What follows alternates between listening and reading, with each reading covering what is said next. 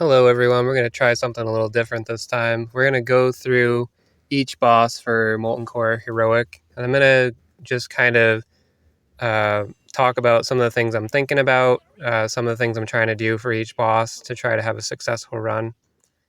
So for Lucifron, the first thing I'm thinking about is we're going to have to deal with those elementals on the middle lane and the right lane. Usually you're going to use your harpies to deal with that. You could also use Banshee, or you could use your own fire elemental to kind of tank them and kind of wait. And then the next step is I like to take the right side tower and kill the Dominator on that side. So of course you're going to kill the Dominator first. Usually I'm going to put a Quillbore out and then put Maiev. Maiev is better than the other options because she's a bit tankier than some of the other Unbound units. So she usually can handle it herself, but I put her in tower range, which was kind of a mistake. I think I probably should have put her in a different location so that she could probably take it out on her own. So then here we're just defending, trying to take the tower on the right side. Eventually we're going to try to kill the Dominator on the left side probably. And then once we get the tower on the right side, I like to send a fire elemental on that right side towards the boss. Fire elemental does pretty good because he's resistant, and I believe the boss does elemental damage, so he can survive for quite a lot of time. Of course, you're going to use the execute on the Dominators. It's probably the most effective spell against them is execute. This first phase was taking a bit longer than what I would like, so that's why I was playing my Unbounds and trying to get a little bit of damage on the boss. Because if you do take too long, the Dominators respawn, and that's going to be pretty annoying to deal with. So I'm trying to get the phase done a little bit quicker just because I feel like it's taking longer than it should. So normally once we get close to a phase change, I'm going to save all the units that I use to kill the Dominators and usually have about 10 gold or close to it saved up so I can just spam all my units immediately on the phase change. So here I'm going to kind of just wait, even though we did just get the phase change. So I don't have that much gold this time. Usually I'll save more gold for the phase change. And then immediately and before the tower comes up, I like to execute so the tower doesn't come up. I kind of was a little bit slow there and the tower did pop up, but my teammate used execute along with me. And with the 2 executes, it took the tower. But normally I'll try to use my execute so that the tower doesn't come up and it's still building. So I have more time without taking any damage that I can kill the Dominator and then try to take the tower. So at this point, we're just kind of defending a bit. I'm going to steal this Molten Giant, and then we're going to try to push the boss, get him to phase 3. Of course, you're going to use your Harpies against the Elementals. It's pretty effective. Phase 3 on Heroic is a bit different in terms of how I approach it versus normal. In normal, you can just use your Unbounds and kill him. Kill the boss in phase 3. You don't need to kill the Dominators. In Heroic, it's actually, in my opinion, it's better to try to kill the Dominators again and then do it like every other phase. You're going to treat the last phase the same as every other phase. You're going to kill the Dominators and then kill the boss. Whereas in normal mode, you can just go straight for the boss and it doesn't matter. You can ignore the Dominators completely. But because the boss has a little bit more health and stuff in Heroic, it makes it more challenging to try to immediately go for the boss. I'm not saying you can't do it. You probably could. But I typically don't do it that way just because it's a little bit safer to just continue how you normally would do it. So we don't necessarily need to take the left side tower, but it doesn't hurt to take it. So I put a unit out there to go for it.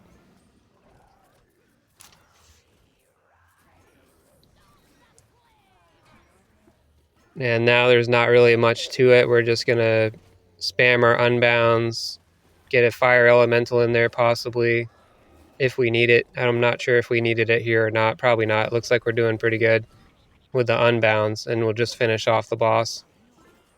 So pretty simple. Every single phase is basically the same. You kill the dominators, defend against the fire elementals and all the other stuff, and then kill the boss. For Magmadar, it's actually a pretty simple strategy. You're going to take the tower and make sure that the middle lane and the side are fine. You're not under attack, stuff like that, so that your core is safe. And then you're just going to play your Jaina and then use your spells and kill the boss just like that. It's pretty simple. The one thing you want to try to avoid is pulling the dogs closer to your towers if possible, or even worse, pulling them towards your core. So you just want to try to avoid that. And the way that you avoid that is by not sending a whole bunch of units back to back, because they'll kind of drag the dog further and further down towards your base. If you have a line of units going up towards the boss, they're going to kill the first unit, move a little bit further down, kill the next unit, move a little bit further down, kill the next unit. So you saw there I put my melee unit on the side, and then I put Jaina in the middle. Usually I like to put 2 melee units on the side if I can, right at the start. That'll pretty much guarantee that you're going to take the tower. Then I don't have to try to defend like I am here. It's not the end of the world. It's still going to work, but I try to just get that tower quickly. That way you have better control over the chest. And it's pretty simple from there.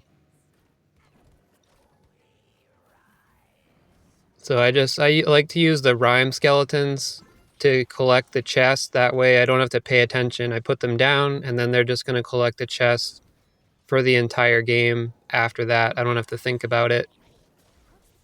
You can use Defias bandits. They're going to give you more gold, but then you have to pay attention. You have to pay attention to when the chest is spawning and place them at the right time and hope that there's no enemies around so that they don't get killed and things like that. I would just prefer the convenience of not having to pay attention versus the couple extra gold that we're going to get. Especially on this map, you typically don't even get to overtime before you kill the boss, so you really don't need the extra gold. It's not a necessity. It'll just speed up the fight a little bit, but not enough to really change the outcome of the fight. You're still going to win one way or the other. So I don't think Defias bandits are necessary. You can use them. It's not a terrible idea. I just don't personally think it's necessary, and I also think it's easier just to place down the skeletons and then forget about it. So a lot of times I'll put my ranged units in the middle. They will help clear out the skeleton party or the Drake if there is one. So you see there, they put the skeleton party right in the middle, and the pyromancer is just taking him out. So typically the middle lane is for your ranged units, and then the side lane is your melee units. You can do it differently. Like you see I have the fire elemental in the middle, and then Jaina's on the left. It doesn't really matter which lane you put stuff in as long as you're defending appropriately.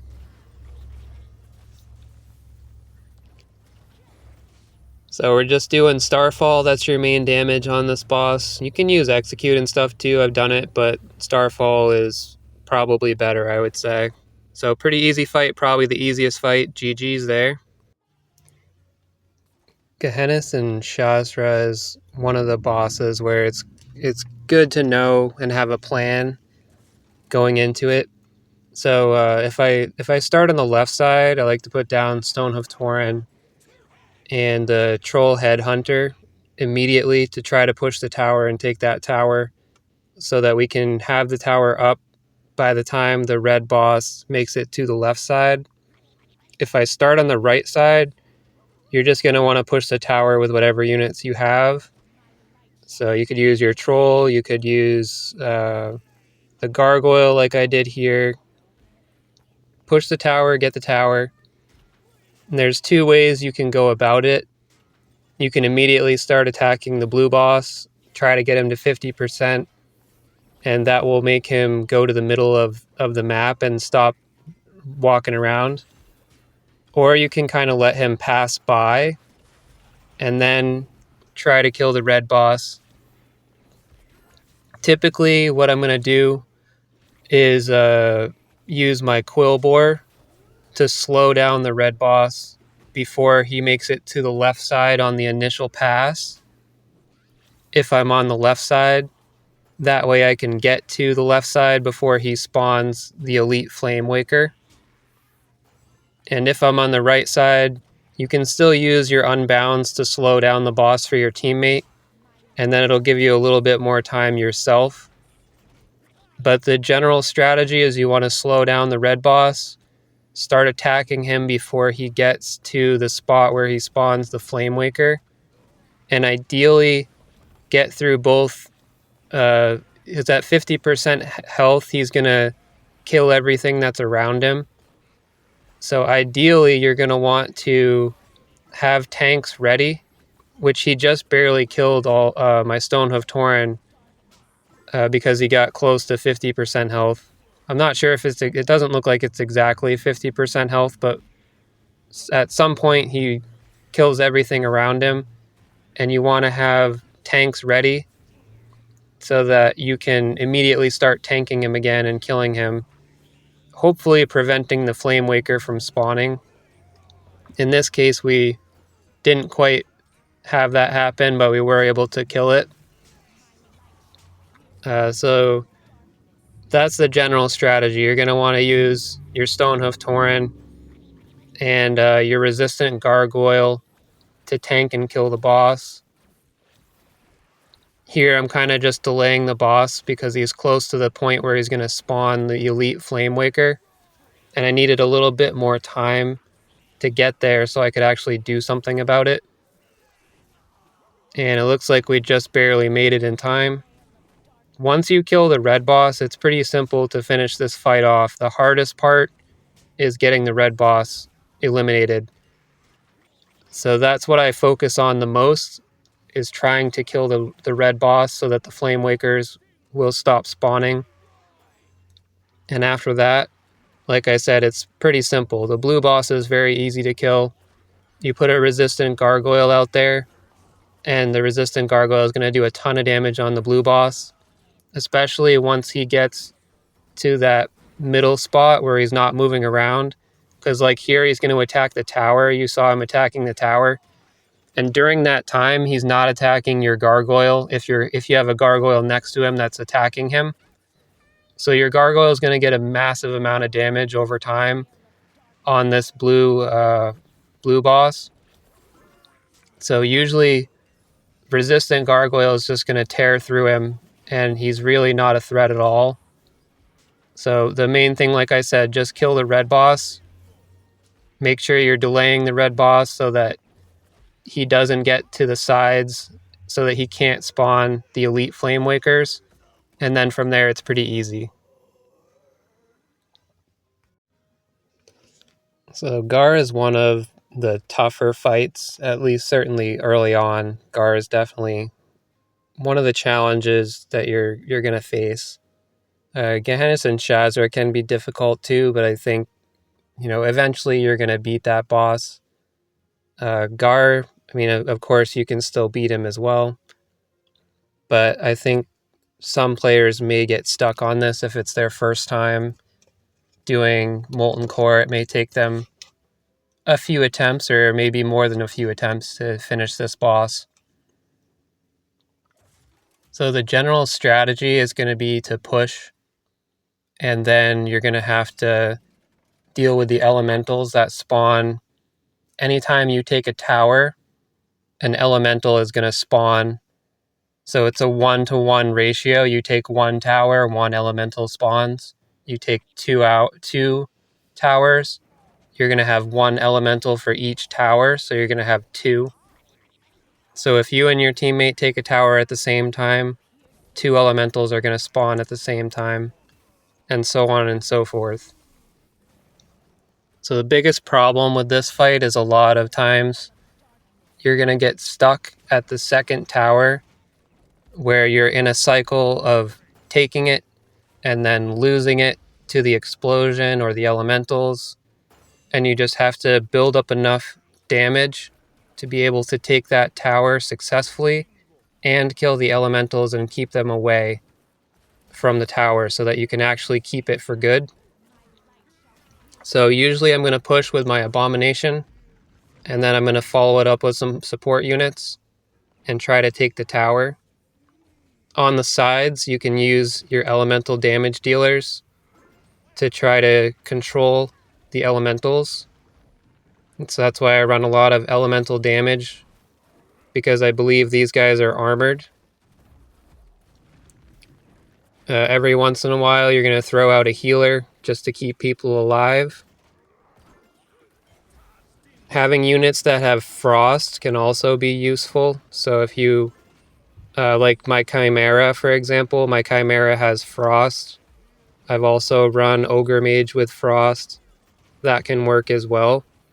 But I have been recently trying the Bloodlust on both the Ogre Mage and his target. So I've done it successfully both ways. I'm not sure which way is technically better. But typically what I do is I prioritize playing damage units over support units in most cases, unless I feel like I need a healer really badly, or if my Abomination dies and I feel like I need to make a new one. Typically I'll prioritize my damage dealers, my Ogre Mage, and my Witch Doctor, which the Witch Doctor can prevent damage on your team. It can prevent a significant amount of damage. So you typically want to have one of those out at all times if possible. Once you get a pretty strong first wave going, you don't really need to keep building it up too much, because it's just going to get wiped out when the boss goes to the next phase anyway. So once I get to that last tower and I start taking it, I'll usually start to build up another push further down. As you saw, I just placed the Abomination down low, and I'm placing a few other units as well, because I'm preparing for the boss to change phases, and then we may have to take the towers back and go through the whole process again. So I start putting units down before that even happens, so I already kind of have a little bit of a push going. So you're not starting from square one, you're starting with at least a few units. And right now the Abomination is also tanking that little damage aura that goes out to the furthest unit. So he's tanking all that damage so that the rest of my units don't have to. And now it's the same situation again. We're going to try to take the tower and kill all of the elementals that are near the tower so that we can actually keep it for good. Sometimes it certainly can be a struggle to do that, and it may take a bit of time. You just have to keep building up your army, keep trying to push, prioritizing your damage units so that you can kill the elementals as quickly as possible. And if you get a chance, you can sometimes help your teammate as well. It all depends on the situation, but usually I focus mostly on my own side and then hope that my teammate is able to handle their side as well. So it looks like right now we're able to get the tower without issue. Teammates got the tower. Looking pretty good. Now we're going to push to the boss. A lot of times when you actually get to the boss in the last phase, he's going to be able to kill most of your units. The one unit that can survive the best is Abomination. So I'll usually have a couple of Abominations there to help keep the poison stacks on the boss. And then also to just do damage, because a lot of your other units, like I said, are not going to survive for very long when they're near the boss, because the boss does a lot of area of effect damage. But Abomination's really good at surviving that damage, so I typically make sure I have a couple of them to help me kill the boss. Baron Geddon can sometimes be tough in open queue, and then sometimes it's not so tough. My favorite hero for this boss is Dracosath. You can also use Ragnaros, but I prefer to use Ragnaros now for the next boss. Dracosath works pretty good because he can help tank the boss. He also has the resistance aura, so if you play him along with your gargoyle, or if you play him along with your teammate's gargoyle, they're going to be resistant, and they will obviously survive for longer. Dracosath is good for killing the elementals. He can usually kill a couple by himself. So if you start to get a little overwhelmed, Dracosath can help you defend pretty well. So the first thing that I look for on this one is I'm going to try to play the Griffin in the middle lane so that he goes up north to fight the initial elemental that comes, as well as some of the other units that come down that lane. And I'm going to try to send a Chimera to the left, but I'm going to position it on the bottom part of the left side so that he will path correctly. So you're going to want to just put him somewhere on the bottom. And you can also play your Dark Iron Miner to get that gold right away. So you see I did all three of those things that I'm trying to do. And now we're just going to defend, and we're going to try to take that top left tower. If we need to, we can put some more unit, or at least one more unit down to kill that Molten Giant. But typically between you and your teammate, it's going to get handled. So you don't usually need to put a whole bunch of units to kill it. It usually the couple that you put there already between the Chimera and whatever else your teammate might send, that's usually enough. So this time we were actually paired with a Ragnaros, which is nice because Ragnaros provides a bit of safety. It's a lot harder for the opponent to kill your core when you have Ragnaros. It's not necessary, but it definitely can make it safer.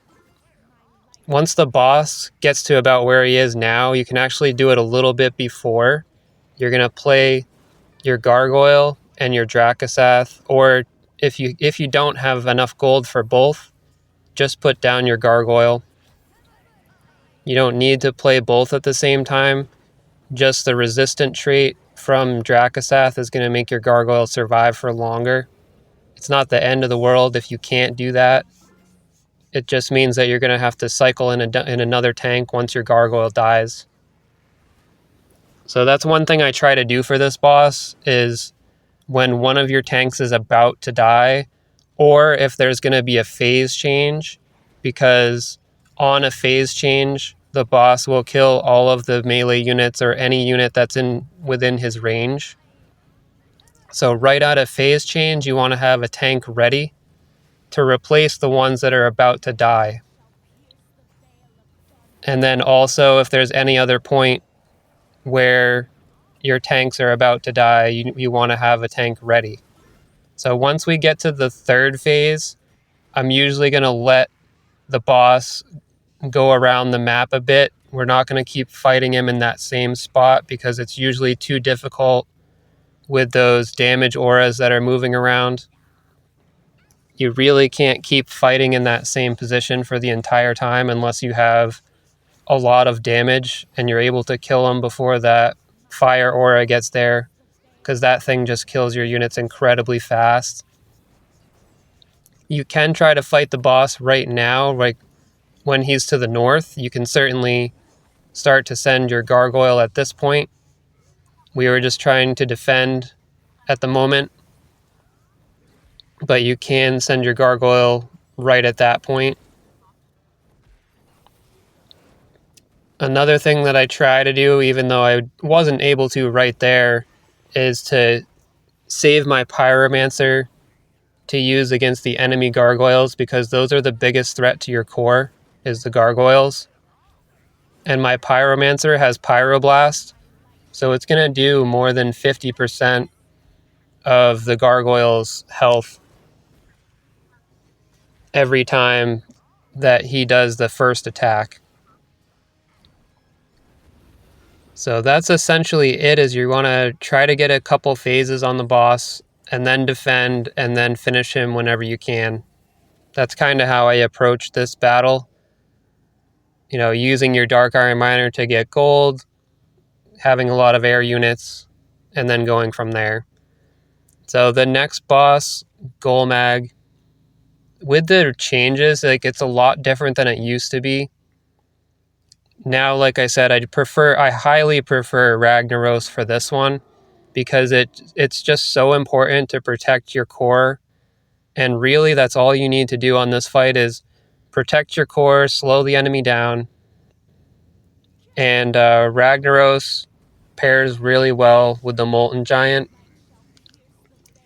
It's a bit of a visual bug on the core right now where my Ragnaros is to the left for some reason. I don't know why that happened, but that doesn't really matter. So essentially what we're going to do is just put down some tanky units. I prefer the Molten Giant over the Abomination, because the Molten Giant's armored, and because he's armored, he can do damage to the drakes and stuff because of the reflect damage from Ragnaros. But if you are in a pinch, you can certainly use Abomination. Abomination's good as well, but if I have a choice, I usually am going to choose to go with the Molten Giant.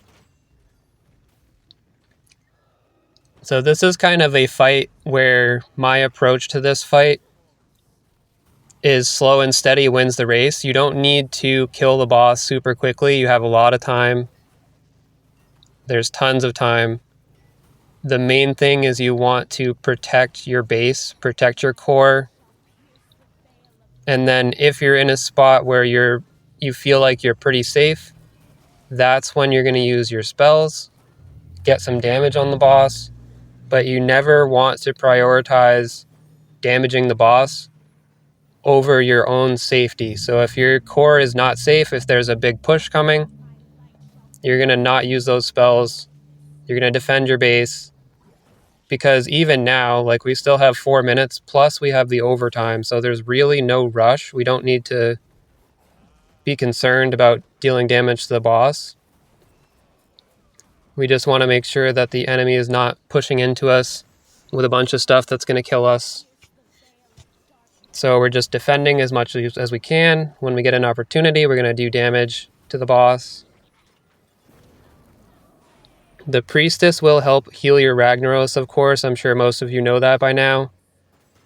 So that's why having Priestess is really nice, and it keeps your Molten Giant alive sometimes for an incredibly long amount of time. And just delaying the enemy from getting to your base is incredibly helpful. Just slow them down. You don't really need to kill them quickly. You know, just tank them for as long as you can. Keep them away from your base.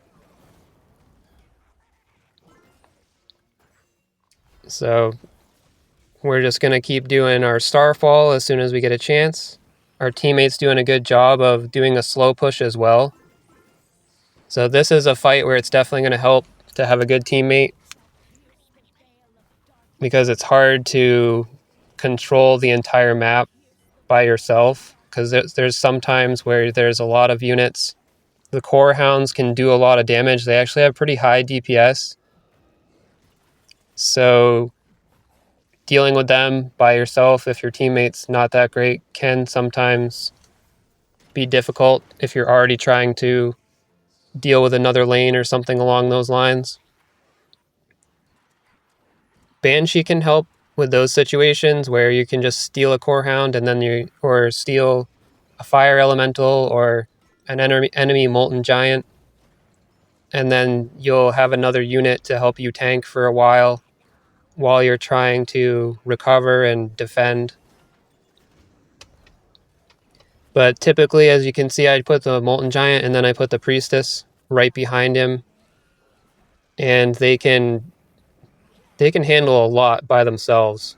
They can even kill air units, as you can see right here. The Drake's dying because of the armor on that molten giant, because we have Ragnaros up. So they're just a very effective combo, and something that I would recommend running for this fight, just to slow down the enemy. It can help you take towers as well, and the talent that I have will give you 1 gold when you take a tower with the molten giant.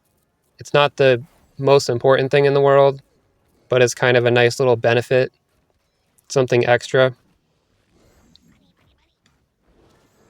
So we're down to the final phase. It's this whole fight is basically just doing the same exact thing the entire time, protecting your core, waiting for a good opportunity to use your spells, making sure Ragnaros doesn't die, and if he does, trying to put Ragnaros back up.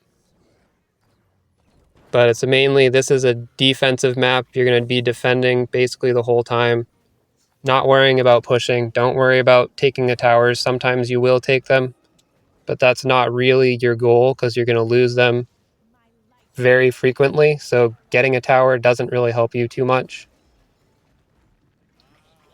It would help you more if you're trying to push to the boss with units, but we're just using spells, so we really don't care if we get to the boss. Having a tower is nice because it kind of prevents the enemy from using that tower.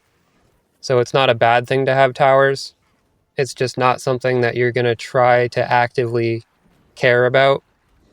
You really don't care about that. You only care about defending your base and then using whatever opportunities you have to try to kill the boss with spells. So we're going to finish off the boss and then move on to the next one.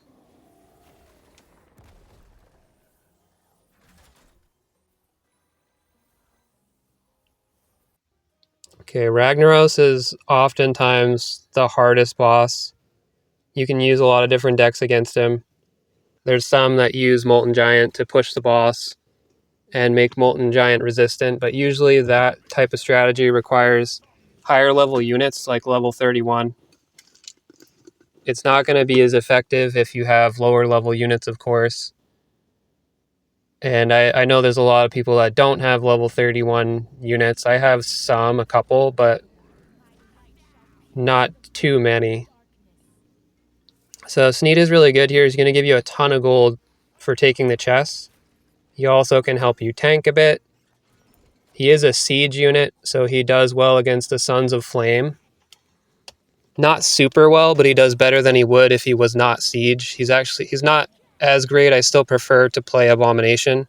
I think Abomination does better. But considering that he's almost free when you get a chest, because he gets so much gold from that chest, and he helps you get gold when you take towers with siege units. So you can almost play him for free because he's giving you so much gold value that the cost of playing him is kind of negated by the fact that you're getting a lot of gold because you played him typically. So the first goal that you're going to be doing here is taking out both of the elite flame wakers at close to the exact same time as possible, because if you don't, they will revive each other, and you want to avoid that happening.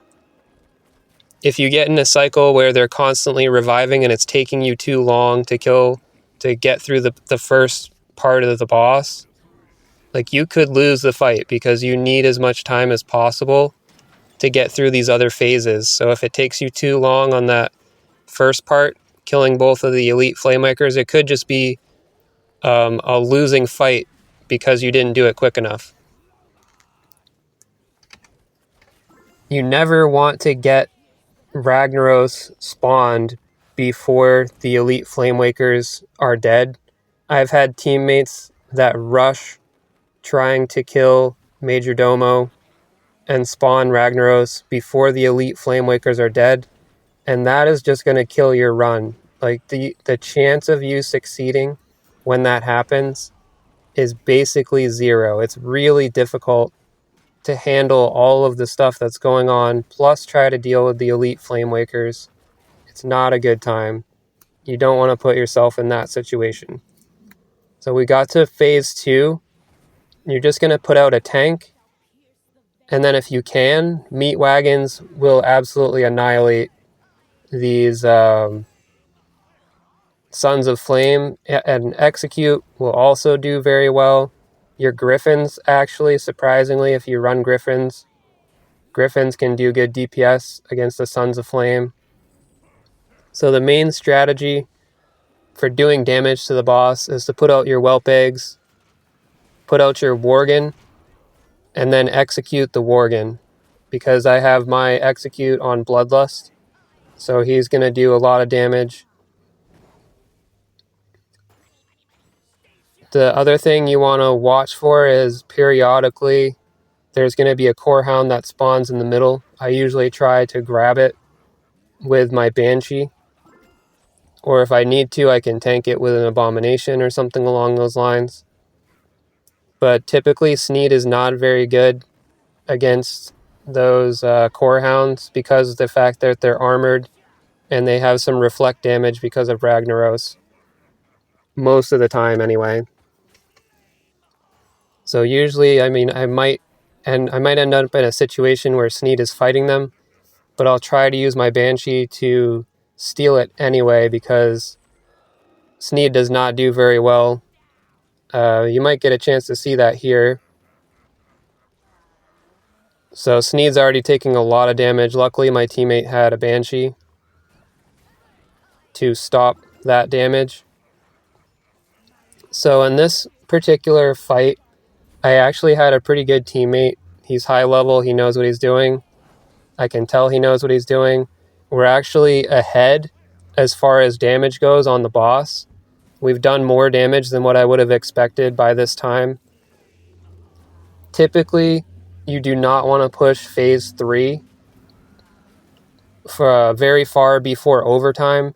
You want to wait until overtime, or only, like, I would say maybe 30 seconds before overtime, because that extra gold is going to help you finish the third phase, the final phase.